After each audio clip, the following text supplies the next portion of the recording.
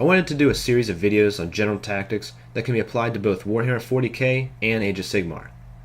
I'm going to try to highlight the similarities in the games in hopes that players who specifically play one or the other can realize that they are really close to the same rule set. In this video, I want to talk about chaff, meat shields, screens, blockers, whatever you want to call them. The weak, throwaway models you put in front of your cool, powerful stuff to shield them from harm. The unsung heroes of our armies. General Tactics. Both 40k and AOS play out very fast. First turn charges are common, reserved units can come in first turn, and infantry armies can rush up the field faster than ever. You'd think shooting armies would fall by the wayside under these conditions, but armies like Astra Militarum and Free Peoples are still completely viable armies. In fact, Astra Militarum has been dominating early 8th edition 40k. What makes both armies, or really any shooting army, so competitive is good chaff usage. Your meat shields are to be placed in front of your valuable targets, be they shooting units or melee units. Screens predominantly keep unwanted combatants and close-range fire from hitting the valuable units. They can be set up in a blob, but they cover more space and shield more models if they're spread out in a line. In most cases, your blockers are going to be on a 24 or 32mm base. They're going to be spread out an inch or two to keep unit coherency. Other than flying units and pile-ins, enemy models cannot pass through this space, meaning this effectively creates a line of impassable area. Depending on the amount of models in the meat shield unit and their base size, they can shield some or all of the valuable units. To do this effectively, they will have to consider two things: consolidator pile-in and weapon ranges. Here is where you can plan. The measurement that matters is the distance between the front of the chaff base and the front of the protected unit. Depending on what you're protecting yourself from, you can measure that distance to ensure the blocker will keep the enemy from dealing the damage they want to.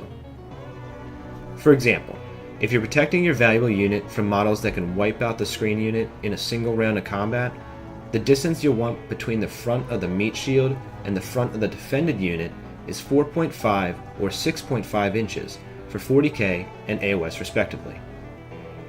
In 40k, if a unit wipes out a chaff unit and proceeds to consolidate into the valuable unit, it will be able to move 3 inches, and if it lands within 1 inch of an enemy model, they're dragged into combat. In AOS, this is still true with pile-in, but they must land within 3 inches. This measurement would need to be just over the total distance, so I go up 0.5 inches just to be safe. Blocking chargers coming from a single direction requires a line of meat shield drawn between the enemy unit and the protected one, but sometimes full circles will be needed to fully avoid a threat. Defending from reserved or deep striking units, whatever you want to call them these days, often requires this screening formation. The threat in this case is placed over 9 inches away. To defend from these models when they want to drop in and charge, you would still just use the pile-in measurements.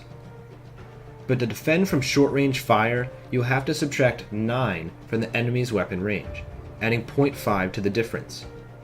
This is the distance needed between your meat shields and the valuable unit. For example, if you need to protect your valuable unit from an enemy who will set up 9 inches away with a 12-inch weapon like melta guns, you'd have to keep the blocker out of 3.5 inches. This measurement is also helpful when mitigating plasma guns' rapid firing. With 18-inch weapons, like in Scepter plasma pistols, position the chaff unit out 9.5 inches. It obviously becomes difficult to block a space up to this range, and becomes even tougher if you have to protect all angles. Creating a circle around the protected unit can require a lot of blocking models. This is where terrain and board edges can help. Positioning a shooting unit in the corner can cut down on the directions they need to be protected from. Likewise, parking next to a wall would cut down on their line of sight. With long-range shooting units, it's appealing to just set up against the board edge and start placing chaff around that. So when using this tactic, remember to leave yourself a way out. Don't deploy the meat shields so far back that the important units will never have the option to escape an incoming threat. When protecting combat units, choose screens that can keep up with the unit in question. It may be necessary to completely surround the unit as they move up together. In a following movement phase, these blocking models can open their circle to allow the charging unit to leave. This can also be done by selecting casualties from a specific direction. Sometimes you won't just be using chaff to keep reserved units from attacking a specific unit. In some cases, you'll want to keep them as a form of area denial against your opponent. Spreading chaff models out as far as possible to reach all corners of your deployment zone is a good tactic to lower the efficiency of enemy reserves. If the enemy can only set up in front of you, it has already reduced its usefulness. Creating these long lines is often referred to as a conga line. It can be used to keep a large area denied from enemy reserves and reach buffing characters deployed in safer spots.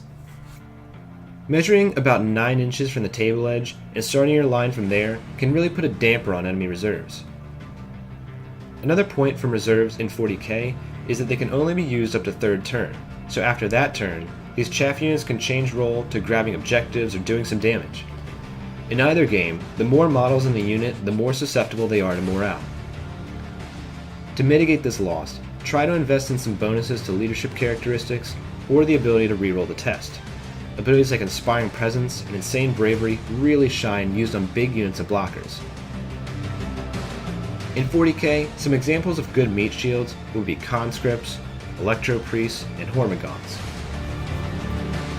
While the AOS All-Star Chaff units are Skinks, Grots, and Zombies. In both games, Brimstone Horrors are excellent choices because they are so cheap and fill a core battle line role.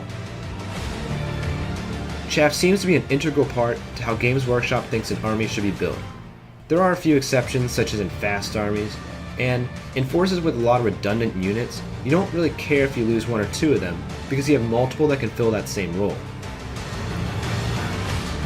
What can you add about chaff units in either game system? What other topics do you think would be helpful to review? The tactics don't even necessarily have to be used in both games. Leave your answers in the comments.